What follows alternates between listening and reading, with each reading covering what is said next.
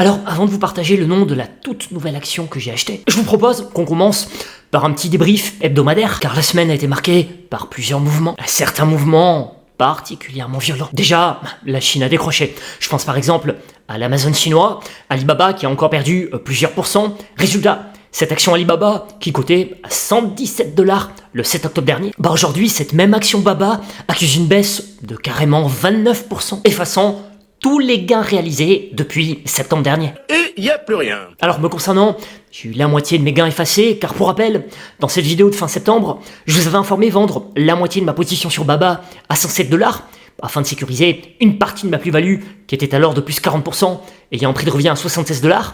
Quant au plus 40% restant de ma PV, aujourd'hui, avec la forte baisse de Baba, cette plus-value s'est quasi entièrement volatilisée. Il n'y a plus rien, tout s'est envolé. Ce qui montre encore une fois à quel point les marchés financiers peuvent être erratiques et violents. Un jour, on est riche sur le papier, et le lendemain, on peut finir pauvre.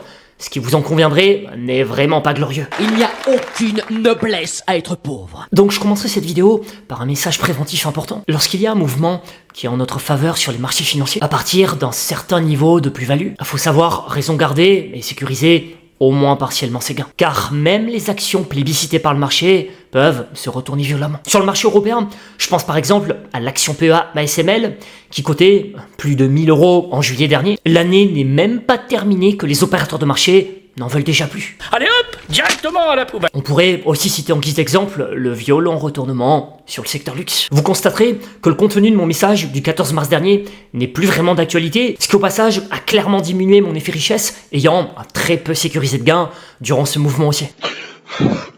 Bref, tout ça pour dire que les marchés financiers peuvent se montrer très erratiques et violents. Donc, faut pas hésiter à procéder à des sécurisations partielles de gains. En parlant de mouvements erratiques, cette fois sur le marché américain. Dans ma newsletter du 6 octobre, je vous avais partagé une note acheteuse sur l'action Powell Industries. Le 11 novembre dernier, la cotation étant à 352 $, c'était une perf de plus 43%.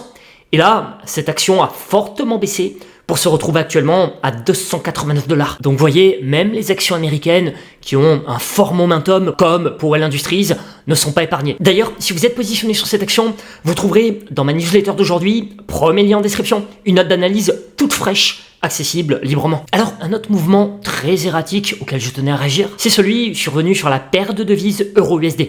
L'euro, et écoutez bien, vient de tomber à un plus bas de 2 ans face au dollar américain. Concrètement, dans la séance de vendredi, l'euro a tapé 1,033 $, ce qui constitue un plus bas depuis fin novembre 2022. Et on va pas se mentir, ça sent pas bon en ce moment. Comme le relatait à juste titre ce papier BFM Bourse, la forte baisse de l'indice PMI composite de la zone euro en novembre suggère que l'économie est en perte de vitesse au 4e trimestre. En plus, le gouvernement français manque de stabilité. Même chose en Allemagne avec les élections anticipées. Et si vous ajoutez à ça la récente élection de Donald Trump à la présidence des États-Unis, effectivement, ça exacerbe encore plus la pression baissière sur l'Europe. Car rappelons que la politique souhaitée par Trump est perçue comme favorable au dollar et défavorable à l'euro. Déjà, parce que la politique de Trump est censée amplifier la croissance des États-Unis, ce qui soutiendrait la devise américaine.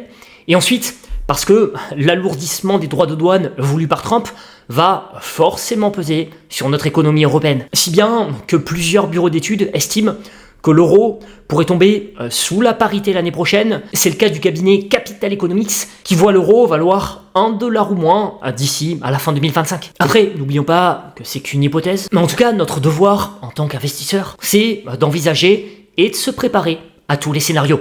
Voilà pourquoi je préconise régulièrement la diversification monétaire. Concrètement, il faut avoir du cash de côté qui est au moins exposé à 2 monnaies. Pour ma part, j'ai de l'euro car je vis, du moins pour le moment toujours en Europe, donc je suis au quotidien consommateur de cette monnaie, mais j'ai aussi une poche de cash en dollars américains que je me constitue au fil de l'eau. Et pour me constituer cette poche de dollars américains, vous trouverez en description le courtier par lequel je passe. Alors, j'anticipe la question sur la partie diversification monétaire. Vous pourriez aussi me citer le Bitcoin comme réserve d'épargne, mais me concernant, je considère plus le Bitcoin comme une action. Autrement dit, je traite le Bitcoin exactement comme je traiterai par exemple l'action Coinbase que je vous avais partagée dans une récente newsletter. En gros, je trouve que le Bitcoin, c'est un actif très pertinent à mettre dans un patrimoine financier, mais je le considère comme une action. Cela veut dire que lorsque je suis dans une démarche d'épargne et pas d'investissement. J'utilise uniquement le dollar américain et l'euro pour stocker ma valeur. Et là, à la vue de ce mouvement sur l'euro USD, je tenais à faire une piqûre de rappel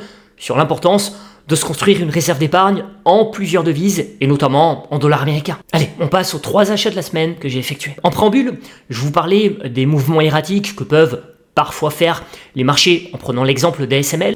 Pour ceux qui me découvriraient à travers cette vidéo, sachez que le 21 novembre, j'ai souhaité profiter de ce mouvement baissier sur ASML pour reconstruire ma position à 606 €. La même journée, j'ai aussi acheté l'action PEA Capgemini à 153 €. Je reviens pas sur la partie fondamentale de ces 2 actions PEA, vous retrouverez ça dans ma précédente vidéo. Et cette semaine, sachez que j'ai également souhaité ouvrir une première position sur un système. Dans cette récente vidéo, je vous ai partagé une thèse d'investissement complète sur cette action PEA, éligible PEA PME. Et comme je mets généralement mon argent là où ma bouche parle, j'ai craqué sur cette action en prenant une première position à 35,10 €. C'est une action PEA que j'ai jamais eu en portefeuille et qui, je pense, devrait récompenser ma patience sur le temps long. Et j'insiste bien sur le mot patience, car l'action évoluant dans un canal baissier, la pression baissière n'est possiblement pas terminée, surtout à la vue du climat des affaires dégradé en Europe. Même chose, soit dit en passant, pour ASML et Capgemini. Alors, vous allez me dire, pourquoi entrer en position sur des actions européennes à la vue du pessimisme en Europe? Moi, je pense qu'il ne faut pas enterrer l'Europe. Je vous dis pas que je vais faire all-in sur l'Europe.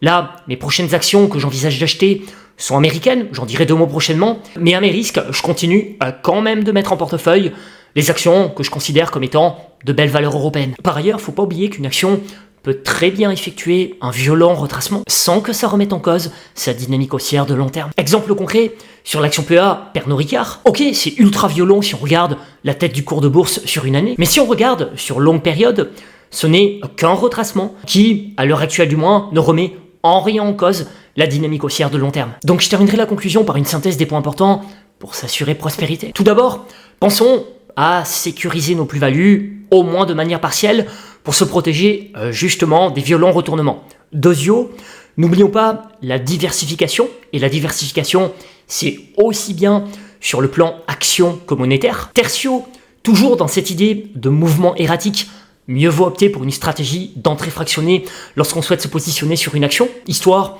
de mieux encaisser la volatilité, surtout lorsque cette action fait l'objet d'une pression baissière. Et quatrièmement, en parlant de pression baissière, lorsqu'on est déjà exposé à une action en souffrance et qu'on la juge fondamentalement toujours qualitative, du moment qu'on n'est pas surexposé, il n'y a pas vraiment de raison de paniquer, même si c'est pas évident, faut tâcher de faire preuve de patience, car comme je viens de le montrer avec Pernod Ricard, et on pourrait prendre d'autres exemples, c'est pas pour autant que la dynamique haussière de long terme est cassée. En faisant attention à ces 4 points, sauf signe noir, je pense que notre quête de prospérité devrait bien se passer. Comme d'hab, je compte sur votre like si vous avez apprécié. Merci pour votre suivi et belle semaine à tous. I'm rich.